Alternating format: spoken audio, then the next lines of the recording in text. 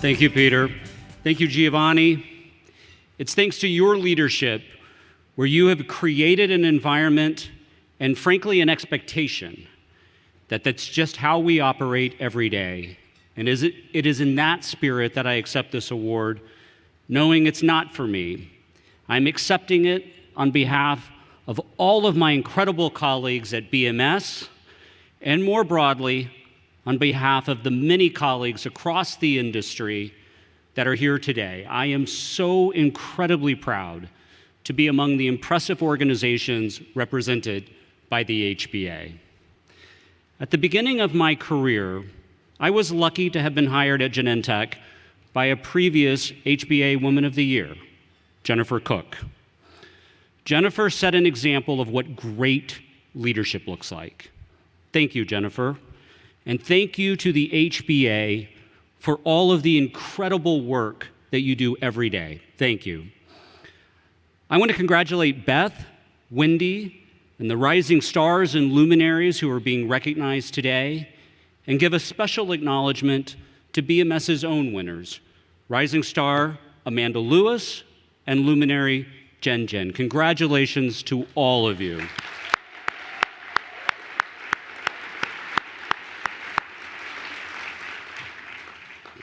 I think everyone in this room would agree that diversity is strength. Data, and frankly our own experience, tells us that diverse points of view deliver better results. And when it comes to gender diversity, we have made progress. The representation of women at the executive level has grown by almost 30% over the last 5 years.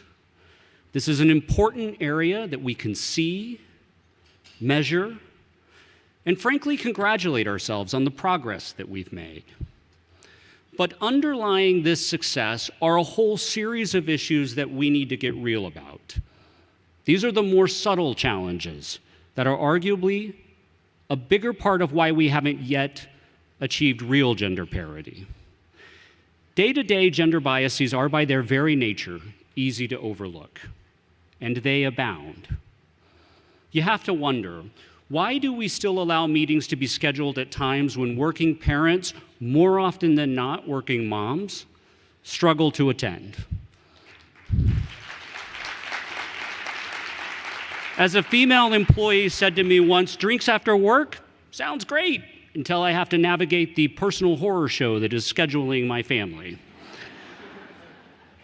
In assessing talent, how often do we discuss the behaviors of female colleagues that would go unnoticed in their male counterparts?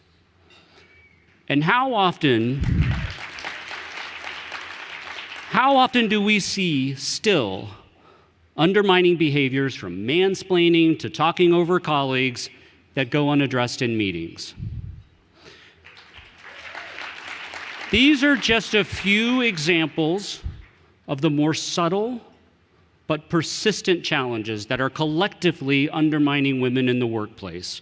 Now, to be clear, we should, of course, celebrate the successes that we have all achieved in breaking the glass ceiling. But now, we must double down on addressing these more pernicious behaviors and ask ourselves, are we doing all that we can do to change our organizations?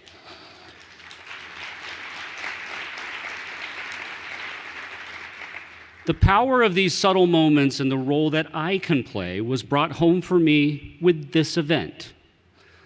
A number of colleagues that I've worked with over the years were kind enough to recommend me for this award, recounting specific stories about how I had impacted their professional lives. The thing is, for me, none of those moments registered as exceptional. They were interactions or conversations, often in the frenzied moment of the day, that clearly made an outside impression. And as I reflected on those stories, it reminded me of the power of everyday moments in mentoring. It turns out that the biggest impact you can have as a mentor may very well be the thing you didn't know you were doing. Those moments only seem small, but in reality, they can be more memorable and impactful than the major milestones. And I think there's a broader truth here. We, of course, need to continue to focus our energies on the big wins, But we mustn't let those larger efforts distract us from the subtle things and the impact that each of us can have. So what actions can we take? Well, I'll tell you what I'm going to do. First, I'm going to continue to unapologetically steal talent from other companies, and I want all of you to do the same.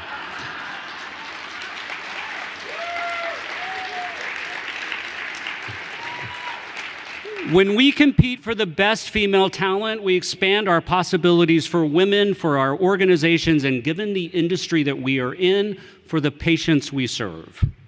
And by the way, if I know that you're competing for this talent, that's going to make me even more vigilant to do the things that I need to do to retain and develop that talent in my organization. You know, I've been pretty successful in building a very diverse leadership team at BMS. Many of them are here with us. But I've had to rely more than I would like to on hiring talent externally. And that tells me that I've got some work to do to ensure that women are able to develop in my organization. And I suspect that we are not alone, and I want all of us to compete on that dimension. Which leads me to the second thing I encourage all of us to do. Go back to work tomorrow and have that honest conversation about the behaviors and the policies that are inhibiting the progression of women within our respective organizations and commit to doing something about it. Just think of the impact that we could have if all of us in the room and those joining virtually made having that honest conversation our priority tomorrow morning.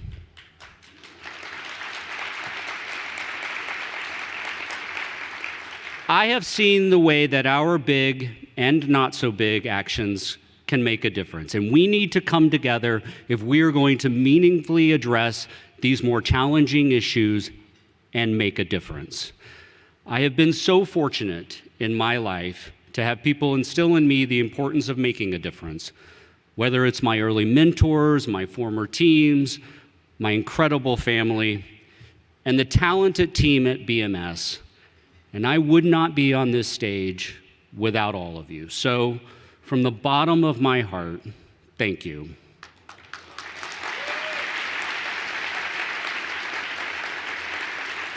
And now it is my distinct honor to introduce the next part of the program with a video to meet our remaining luminaries. Thank you.